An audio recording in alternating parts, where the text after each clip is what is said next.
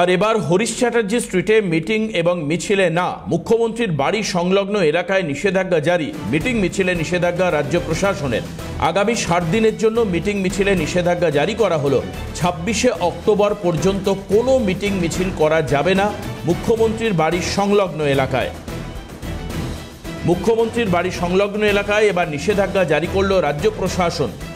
হরিশ চ্যাটার্জি স্ট্রিটে মিটিং মিছিল করা যাবে না, মুখ্যমন্ত্রীর বাড়ি সংলগ্ন নির্দিষ্ট এলাকায় নিষেধাজ্ঞা জারি করে পরিষ্কারভাবে জানানো হলো প্রশাসনের তরফ থেকে আগামী 60 দিনের জন্য অর্থাৎ 26শে অক্টোবর পর্যন্ত মিটিং মিছিল কিছুই করা যাবে না মুখ্যমন্ত্রীর বাড়ির সংলগ্ন এলাকায়।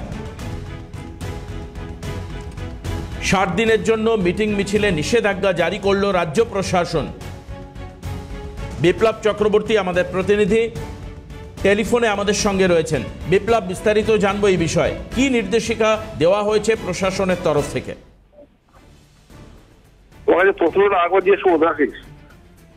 বিপ্লব, আমি জানতে চাইছি মুখ্যমন্ত্রীর বাড়ির সংলগ্ন এলাকায় মিটিং মিছিলে নিষেধাজ্ঞা জারি করা হয়েছে হরিশ চ্যাটার্জি স্ট্রিট এবং সংলগ্ন এলাকায়, আর কি কি রয়েছে এই নির্দেশিকায়? রাজ্য প্রশাসনের তরফ থেকে যে নিষেধাজ্ঞা জারি করা হয়েছে সেই নির্দেশিকায় আর কি বলা হয়েছে?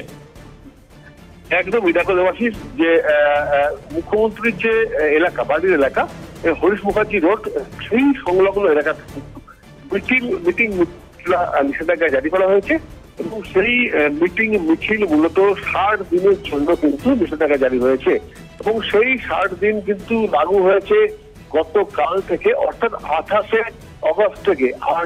অগস্ট থেকে কিন্তু 60 দিনের জন্য মিটিং মিছিল কিছু করা যাবে না এমন নির্দেশিকা জারি করা হয়েছে এবং সেই নির্দেশিকা জারি করা হয়েছে রাজ্য প্রশাসনের তরফ থেকে এবং তা বিজ্ঞপ্তি আকারে জানিয়ে দেওয়া হয়েছে। তোমাকে বলে রাখি, এই যে 60 দিন, সেই 60 দিনের মধ্যে কিন্তু পুজো পড়ছে, অর্থাৎ বাঙালির যে বড় পুজো দুর্গাপুজো পড়ছে এবং দুর্গাপুজোর সময়ও কিন্তু একই রকম ভাবে যে নিষেধাজ্ঞা, সেই নিষেধাজ্ঞা জারি থাকছে।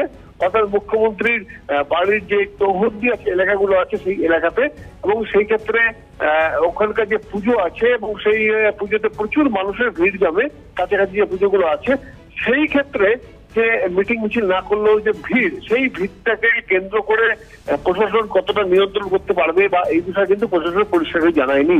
অর্থাৎ যেহেতু পুজোর মধ্যে এই 60 দিন পড়ছে, তোমাকে বলে রাখি যে এই যে মিটিং মিছিল নিষেধাজ্ঞা করলেও মূলত যাতে জমায়েত না হয়, যাতে বড় জমায়েত না হয়, সেই বিষয়ে কিন্তু মূল নিষেধাজ্ঞা।